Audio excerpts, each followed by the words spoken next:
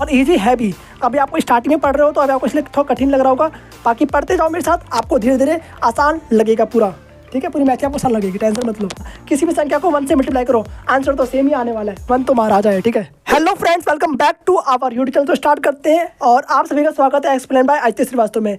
तो जय श्री राम सभी को, और करते हैं स्टार्ट। इस वीडियो में देखने वाले हैं कि जैसा कि क्लास 8th की आपकी सीरीज स्टार्ट होने वाली थी, जो कि स्टार्ट हो चुकी है, और क्लास 8th का फर्स्ट लेक्चर आपका ये है। इसमें हम पढ़ने वाले हैं फैक्टराइजेशन चैप्टर, गुणनखंड। इसका 12.1 का फर्स्ट क्वेश्चन देखने वाले हैं इस वीडियो में। तो करते हैं स्टार्ट वीडियो को। ठीक है, और जिससे भी इंट्रोडक्शन वाली वीडियो नहीं देखा, जाकर जल्दी कंप्लीट देख लीजिए, उसकी लिंक आपको मैं डिस्क्रिप्शन में दे दूँगा। ठीक है, जाकर कंप्लीट देखिए। और आपके लिए बेसिक मैथ की भी सीरीज चल रही है मेन चैनल पर, वहाँ पर आप जाकर देख सकते हो, आदित्य श्रीवास्तव मैथ्स पर। ठीक है, वहाँ पर जाकर कंप्लीट देखिए, उसकी लिंक भी आपको मैं डिस्क्रिप्शन में दे दूँगा, जाकर देख सकते हो वहाँ पर। बाकी स्टार्ट करते हैं आपका एक्सरसाइज नंबर 12.1, उसका क्वेश्चन नंबर फर्स्ट। ठीक है, आपको क्या क्या लेके बैठना है पहले सुन लो।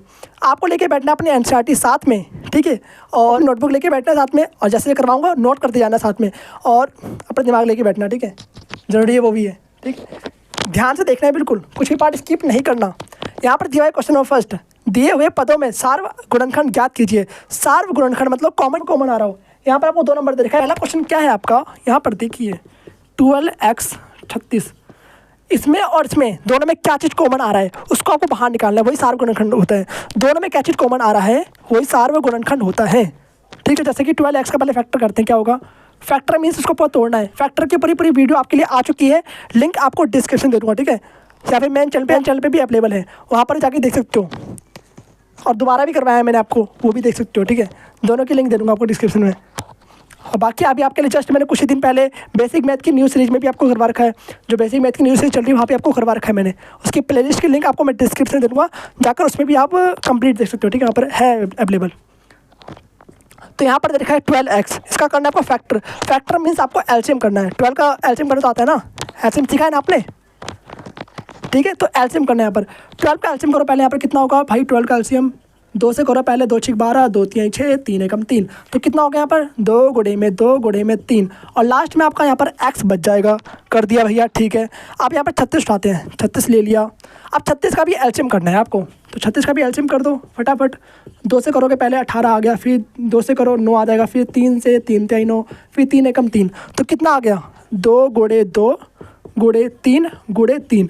अब देख लो दोनों में क्या चीज़ कॉमन आ रहा है, उसको बाहर निकाल दो। तो 2 दोनों में है, इसको बाहर निकाल लो। एक और 2 दोनों में है, इसको बाहर निकाल लो। एक 3 में दोनों में है, इसको बाहर निकाल लो। बट x दोनों में नहीं है, यहाँ पर x है पर यहाँ पर x नहीं है, इसलिए सिर्फ इतना ही पार्ट होगा, तो इसको निकाल लो। यहाँ पर लिखोगे नीचे सार्व गुणनखंड, जो दोनों में कॉमन होगा वही बाहर लिखना है, वही आपका सार्व गुणनखंड होता है। याद रहे, सार्व गुणनखंड क्या क्या आ गया आपका, 2 बार है, और एक बार आपका 3, यानी कि 2 दूनी 4 3 12 आपका दोनों में कॉमन है। समझा की बात। अगर आपका ये 1 नंबर में आता है एमसीक्यू टाइप क्वेश्चन, तो आपको तुरंत बिना सॉल्व करें फटाफट आपको देखना है कि दोनों में क्या चीज़ कॉमन आ रहा है। अगर आपको 2 नंबर में आता है तो कुछ इस तरीके से आपको करके दिखाना है पूरा प्रॉपर। ठीक है, कोई भी पार्ट आपको स्किप नहीं करना। मैथ का यही रूल है कि आपको स्टेप बाय स्टेप के नंबर मिलते हैं, आपको एक एक स्टेप अच्छे से करना है। अगर स्टेप खत्म करोगे तो एग्जाम में आपके नंबर काट देगा। ठीक है, जैसा बताता हूँ आपको मैं, याद रहे। आप देखेंगे सेकंड क्वेश्चन, इसका सेकंड क्वेश्चन क्या है आपका, यहाँ पर देखिए। यहाँ पर पहला आपको दे रखा है 2y, और दूसरा दे रखा है आपको 22xy। अब यहाँ पर भी क्या करोगे आप, 2y का फैक्टर करोगे, देन उसका 22xy का फैक्टर करोगे। तो 2y का फैक्टर क्या होगा आपका, 2 गुणे में y हो जाएगा। ठीक है भैया, अब 22xy का करते हैं, 22xy इक्वल टू में 22 का फैक्टर क्या होगा, साफ पता चल रहा है कि 11 दूनी क्या होता है 22 होता है, तो 2 गुणे 11 कर दो, और 11 का तो कोई फैक्टर होता नहीं है। 11 क्या है आपका अभाज्य संख्या। ठीक है, और x एज इट इज़ अलग कर दो, उसको y ऐसे हो जाएगा। ठीक है, सिंपल सा।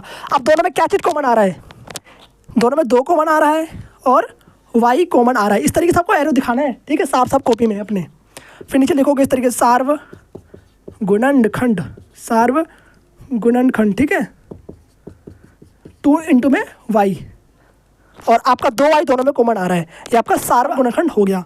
तो इसी के साथ आपका सेकंड क्वेश्चन भी कंप्लीट होता है। आप देखते हैं थर्ड पार्ट इसका। तो मैंने आपके लिए यहाँ पर सारे क्वेश्चन लिख दिया है। टोटल आपके 8 क्वेश्चन थे, जिसमें 2 क्वेश्चन आपके कंप्लीट हो चुके हैं, और बचे हुए 6 क्वेश्चन अभी देखेंगे। ठीक है, और आपको एक्चुअली पता है कि सबसे इंटरेस्टिंग चैप्टर आपका यही वाला है। क्लास 8 में सबसे इंटरेस्टिंग चैप्टर आपका फैक्टराइजेशन ही है, यानी गुणनखंड ही है। ठीक है, जो कि बच्चों को मतलब बहुत ज़्यादा ईजी लगता है, और ईजी है भी। अभी आपको स्टार्टिंग में पढ़ रहे हो तो अभी आपको इसलिए थोड़ा कठिन लग रहा होगा, बाकी पढ़ते जाओ मेरे साथ, आपको धीरे धीरे आसान लगेगा पूरा, ठीक है। पूरी मैथ आपको आसान लगेगी, टेंशन मत लो। बाकी यहाँ पर हम थर्ड क्वेश्चन देखते हैं। तो थर्ड क्वेश्चन क्या आपका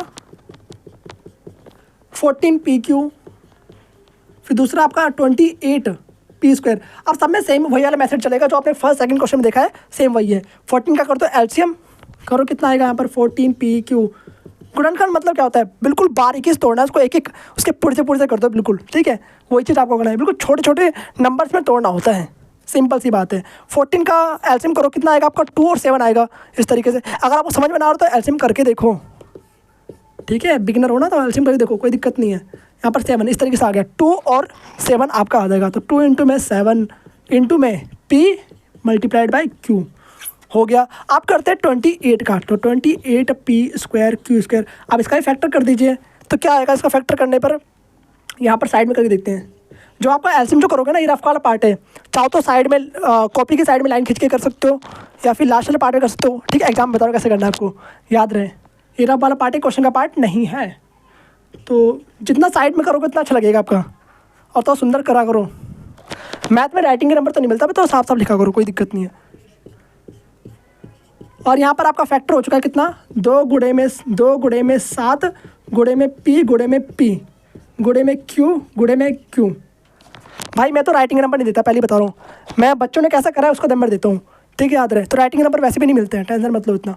तो यहाँ पर आपका आ चुका है 2 इंटू में 2 इंटू में 7 इंटू में P और Q आ गया आपका।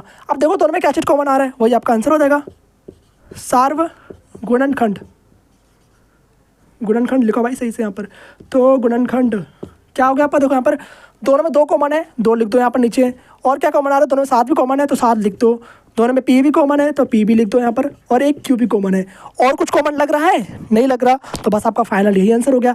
तो कितना हो गया यहाँ पर, चाहे तो मल्टीप्लाई करके लिख दो। तो 7 दूनी 14 PQ आपका आंसर हो चुका है, और ये आपका सार्व गुणनखंड है। और इसी के साथ आपका थर्ड क्वेश्चन भी कंप्लीट होता है। देख रहे हो कितना जल्दी जल्दी हो गया। तो इतना ही फास्ट आपको भी करना है।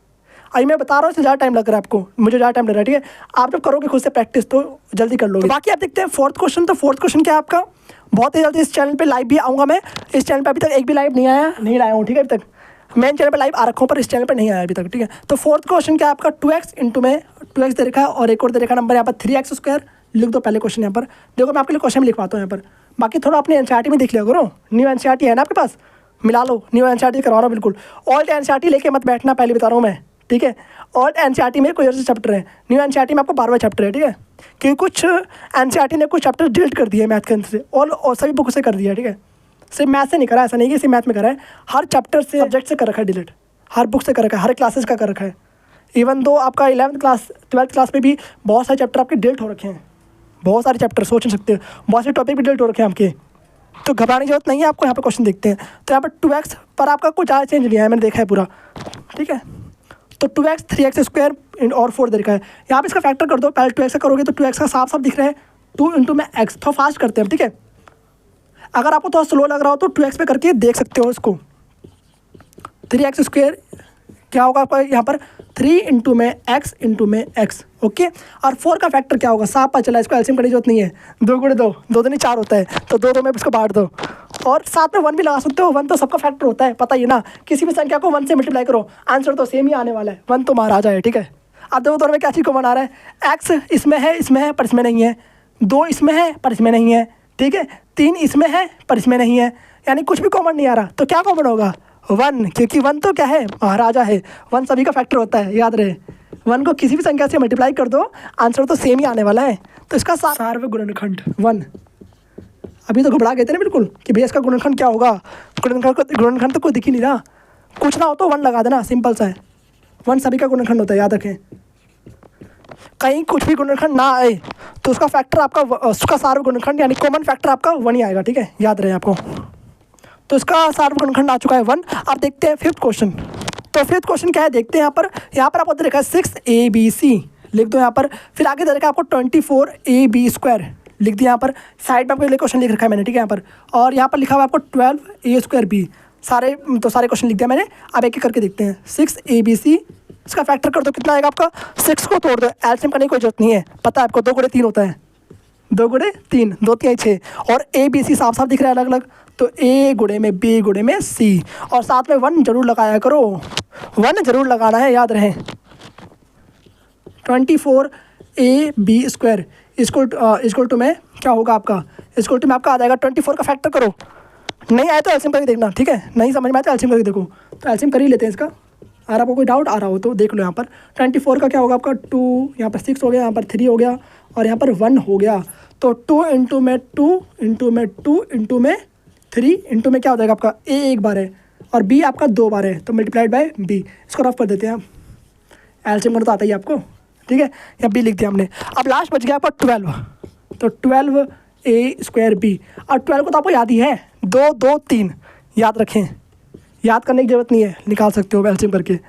2 इंटू में 2 इंटू में 3, 2 दूनी 4, 4 3 12, 12 गुणे में ए गुणे में ए गुणे में बी आपका यहाँ पर हो जाएगा इस तरीके से।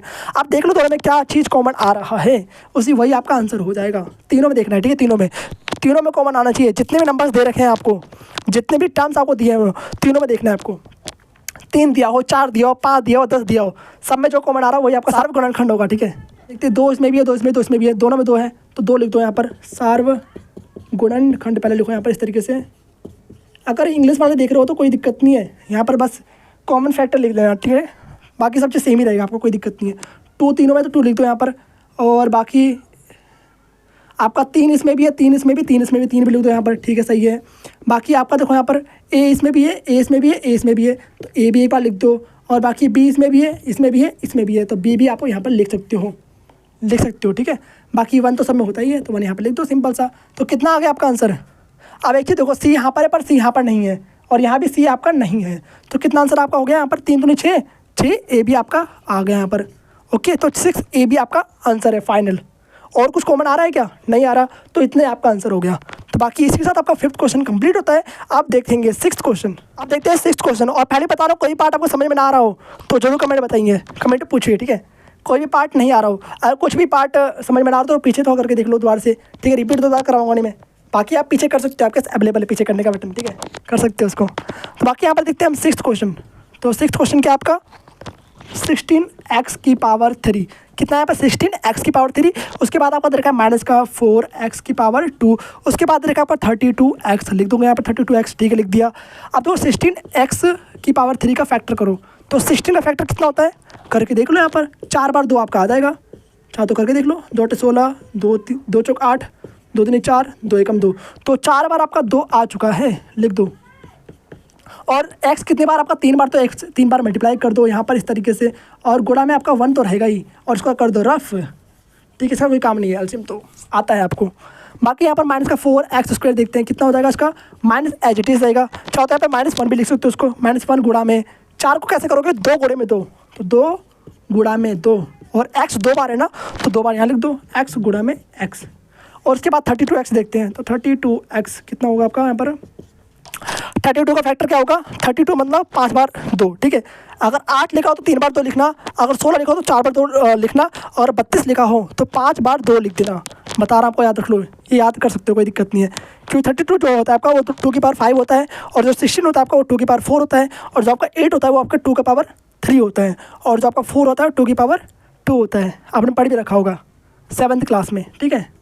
तो यहाँ पर आप लिखोगे 5 बार 2, बाकी आप फुर्सत में घर पे बैठ के एलसीएम कर सकते हो, ठीक है, कोई दिक्कत नहीं है, कर लो, डाउट आ रहा हो तो कितनी बार 2 हो गया यहाँ पर, 5 ही बार लिखना है भाई, सिर्फ 5 ही बार लिखना है, 64 डायगन तो, ठीक है। 1 2 3 4 5 हो गया ना, और एक बार आपका x यहाँ पर हो जाएगा, गुणा कर दो, यहाँ पर x लगा दो, यहाँ पर गुणा में 1 लिख सकते हो चाहो तो कोई दिक्कत नहीं है, 1 लिख ही लिया करो। मान लो कुछ कॉमन फैक्टर कुछ कॉमन ना आए तो आपका 1 ही कॉमन आ जाएगा, ठीक है। और नीचे लिखोगे आप सार्व गुणनखंड, लिख भी सकते हो, 1 नहीं भी लिख सकते हो, कोई दिक्कत नहीं है, ऐसा नहीं कि कोई नंबर कट जाएगा आपका। 2 यहाँ पर भी है, 2 यहाँ पर भी है, 2 यहाँ पर भी है, 1 2 यहाँ पर लिख दो। माइनस यहाँ पर है पर माइनस यहाँ पर नहीं है, यहाँ पर नहीं है, तो माइनस कॉमन नहीं लोगे, याद रहें। 2 यहाँ पर भी है, 2 यहाँ पर भी है, 2 यहाँ पर भी है, तो 2 बाहर निकाल लिया आपने। अब देखो यहाँ पर तीसरा 2 है नहीं है, क्यों, सबसे छोटा नंबर क्या है आपका, जो सबसे छोटा नंबर है वहाँ से आपको देखना है, तो सबसे छोटा नंबर क्या आपका 4 है, तो 4 यहाँ से कॉमन ले लो, 4 यहाँ से कॉमन ले लो, सिंपल 4 आप बाहर निकाल दोगे, यानी 2 गुणे 2 बाहर निकाल दोगे। और सबसे छोटा क्या आपका x है, x की पावर 1 है, ठीक है, तो x की पावर 1 आपका बाहर आ जाएगा, यानी कि एक x आपका बाहर आ जाएगा। आपको यहीं से देख लेना है क्या चीज़ कॉमन आएगा। जो सबसे छोटा है वही आपको बाहर आएगा, वही तो कॉमन होगा ना। तो यहाँ पर आपको समझना है कि जो सबसे छोटा है आपका x की पावर 1 है, तो x की पावर इसके पास 1 है, तो ऊपर क्या आपका x की पावर 3 है, तो उसके पास x की पावर 1 तो हो गई, सिंपल सी बात है। तो बाकी यहाँ पर कितना आ गया, चाहो देख भी सकते हो, 2 दूनी 4, 4 x आपका यहाँ पर आ चुका है, और यही आपका फाइनल आंसर है, ठीक है। तो इसका आंसर कितना आ गया आपका, 4x आ चुका है। आप देखते हैं 7th क्वेश्चन, इसका लास्ट 2 क्वेश्चन ही बचे हैं आपके। तो आप देखते हैं 7th क्वेश्चन। 7th क्वेश्चन क्या है आपका, यहाँ पर देखा 10 PQ अपनी बुक में देखो 10 PQ, और यहाँ पर देखा 20 QR, और यहाँ पर देखा 30 RP, 30 यानी 30 RP दे रखा है आपको, ठीक है। यहाँ पर अब 10 का कर दो फैक्टर, कितना आएगा आपका, तो 10 का कितना होगा, 2 × 5 होगा, तो 2 × 5 यहाँ पर आप लिख दोगे इस तरीके से, और P × Q यहाँ पर आप लिख दोगे, ओके। अब 20 QR आपका यहाँ पर है, तो 20 का फैक्टर कर दो, कितना होगा, 5 चौक 20, यानी 2 × 2 × 5। इस तरीके से आपने माइंड में कर लिया करो कितना होगा भाई, 5 चौक 20 होता है, तो 4 का फैक्टर क्या होता है, 2 × 2 होता है, साथ में 5 से मल्टीप्लाई कर देंगे। तो इस तरीके से आपको करके देखना है, ठीक है। कुछ चीज़ माइंड में कर लिया करो पहले से ना, जो तो सब्जेक्ट का एलसीएम करोगे, इतनी बड़ी क्लास में पहुँच गए हो। बाकी कई बच्चों को नहीं आता तो एलसीएम करके देख सकते हो, कोई दिक्कत नहीं है। एलसीएम कर लोगे तो सही रहेगा, थोड़ा डाउट नहीं रहेगा आपको, कर लिया करो, कोई दिक्कत नहीं है। और बाकी यहाँ पर QR था, QR आपने कर दिया यहाँ पर Q × R, और 30 RP आपको देखा, 30 RP क्या होगा, 30 को ऐसे सोचो कि 6 × 5 = 30 होता है, और 6 का फैक्टर क्या होगा आपका, 3 × 2 होगा, और 5 का फैक्टर तो होता ही नहीं है, तो 5 आपका एच रहेगा, और 6 का फैक्टर क्या होता है, 3 × 2 होता है। इस तरीके आपको माइंड में सोचना है। तो यहाँ पर लिख दो आप इस तरीके से, 3 × में 2 × 5 लिख दिया, सिंपल सा, 3 दूनी 6, 6 × 5 = 30, और आपका 30 यहाँ पर आ जाएगा। देखो मैं आपको शॉर्ट ट्रिक भी सिखा रहा हूँ यहाँ पर साथ में, तो यही फ़ायदा आपको है, ठीक है। यहाँ पर और यहाँ पर आपका RP हो चुका है साथ में। आप देख लो दोनों में क्या चीज़ कॉमन आ रहा है, तीनों में, ठीक है। तीनों देखना है आपको, यहाँ पर 3 टर्म आपको दे रखे हैं, तो सार्व गुणनखंड देखते हैं तीनों में, गुणनखंड। तो यहाँ पर देखो 2 इसमें भी है, 2 इसमें भी, 2 इसमें भी, 2 तीनों में, तो 2 निकाल दो। 3 इसमें है पर 3 इसमें नहीं है, इसमें भी नहीं है, तो 3 छोड़ दो। 5 यहाँ पर भी है, 5 यहाँ पर भी है, 5 यहाँ पर भी है। अब इसकी शॉर्ट ट्रिक बताऊँगा आपको, देखो तो 5 तीनों में था, 5 बाहर निकाल दो। अब देखो यहाँ पर P इसमें है पर P इसमें नहीं है, और इसमें है, पर तीनों में जो कॉमन होगा उसको बाहर निकालोगे। Q यहाँ पर है पर यहाँ पर नहीं है, R यहाँ पर है पर यहाँ पर नहीं है, मतलब P Q R में से कुछ भी कॉमन नहीं आने वाला है, यानी अल्फ़ाबेट में से आपको कुछ भी टर्म्स कुछ भी कॉमन नहीं आने वाला है। अब आपको एक चीज़ देखना है कि जो सबसे छोटा नंबर है, यहाँ पर देखो क्या छोटा नंबर 10 है, तो 10 यहाँ पर भी है, 10 यहाँ पर भी है, 2 दूनी 20, 10 या 30, तो 10 सब में कॉमन आ रहा है, तो सिंपल 10 बाहर निकाल दो। और क्या करोगे यहाँ पर, तो 10 आपका बाहर आ गया, और 10 आपका सार्वगुणनखंड है। मान ली एक नंबर मैं तो डायरेक्ट यहीं से देख लिया करो कि क्या चीज़ कॉमन आ रहा है, जो सबसे छोटा नंबर है उसी को उठा लो, बस सिंपल सी बात है, ओके। अगर 2 नंबर में आता तो प्रॉपर करके दिखाओ इस तरीके से, भले से आपको आंसर आता हो कि भाई इसका आंसर क्या होता है, मुझे पता है, डायरेक्ट आंसर लिख के आता होगे कोई नंबर नहीं मिलने वाला, एक एक स्टेप करोगे तभी नंबर मिलेगा एग्जाम में, ठीक है। पहले बता रहा हूँ मैं आपको। बाकी आप देखते हैं 8th क्वेश्चन, तो क्या है आपका, ये आखिरी क्वेश्चन है, ठीक है। इसके बाद आपका लेक्चर कंप्लीट होएगा पूरा। यहाँ पर आपको देखा 3x की पावर 2, 3x की पावर 2, y की पावर 3, y की पावर 3 लगा दो यहाँ पर, और यहाँ पर आपको देखा 10x की पावर 3, अपनी बुक में देखो 10x की पावर 3, और यहाँ पर देखा y की पावर 2 लिख दो यहाँ पर, और अगला देखा आपको 6, यहाँ 3 टर्म यहाँ पर देखे 6x की पावर 2, ठीक है भैया, और यहाँ पर आपको देखा y की पावर 2 लिख दो, और आगे आपको देखा z, सिंपल सा, ठीक है। आप एक एक करके सबको फैक्टर कर दो, और जो भी कॉमन आ रहा है उसको निकाल दो। तो 3x की पावर 2, y की पावर 3, तो 3 का फैक्टर तो 3 × 1 ही होता है, तो सिंपल से लिख दो 3 × 1, और x की पावर 2 का फैक्टर क्या होगा आपका, x × x हो जाएगा। 1 चाहो तो लिखो, चाहे तो मत लिखो, कोई दिक्कत नहीं है, ठीक है। x की पावर 2 का क्या हो जाएगा, x × x हो जाएगा, ठीक है। y की पावर 3 का 3 बार y लिख दो, 1 2 3, ओके। अब अगला क्या आपका 10x की पावर 3, y की पावर 2। अब 10 का फैक्टर क्या होगा, 5 दूनी 10, 2 × 5 लिख दो यहाँ पर। x की पावर 3 यानी x 3 बार आपका है, पावर 3 मतलब x आपका 3 बार है, यानी 3 बार आप यहाँ पर x लिख दोगे, इस तरीके से लिख दिया भैया। और y की पावर 2 यानी 2 बार आपका y है, तो 2 बार आप यहाँ पर y लिख दोगे, इस तरीके से, ठीक है भैया, लिख दिया। अब अगला नंबर क्या आपका 6x की पावर 2, y की पावर 2 z। 6 का फैक्टर क्या होगा आपका, 3 × 2 होगा, तो 3 × 2 लिख दोगे। जितना प्रैक्टिस करोगे उतनी आपकी स्पीड बढ़ेगी, याद रहे, मैथ का ये रूल है भाई, प्रैक्टिस करते जाओ स्पीड बढ़ती जाएगी, कोई दिक्कत नहीं है। और y की पावर कितने 2 है, तो y 2 बार आपका यहाँ पर आ जाएगा, और z आपका सिर्फ एक ही बार, z की पावर सिर्फ 1 है, 1 मीन्स z आपको एक ही बार लिखना है, लिख दो यहाँ पर। ये क्रॉस का निशान है, इसको x मत मान लेना, x मैंने ऐसे बना रखा, ठीक है, समझ जाओ बस। तो देखो यहाँ पर 3 इसमें है पर 3 इसमें नहीं है, तो 3 तो छोड़ दो, फिर 3 आपको लेना ही नहीं है। सार्वगुणनखंड, सार्वगुणनखंड, ओके। देखो यहाँ पर x यहाँ पर है, यहाँ पर है, यहाँ पर भी है, तो एक एक्स आपका बाहर आ गया, और यहाँ पर एक एक्स है, एक दो एक्स यहाँ पर भी है, 2x यहाँ पर भी है, 2x यहाँ पर भी है, तो 2x आपको बाहर निकाल लेना है। और यहाँ पर देखो 2y यहाँ पर भी है, 2y यहाँ पर भी है, 2y यहाँ पर भी है, तो 2 बार y भी बाहर निकाल लो इस तरीके से। z यहाँ पर है पर z यहाँ पर नहीं है, ना यहाँ पर है, तो z आपका बाहर नहीं आएगा।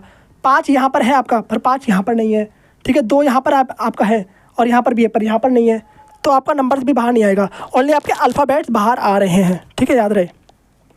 तो यहाँ पर आपका कितना हो गया, x की पावर 2 y की पावर 2, ये आपका सार्वगुणनखंड आ चुका है।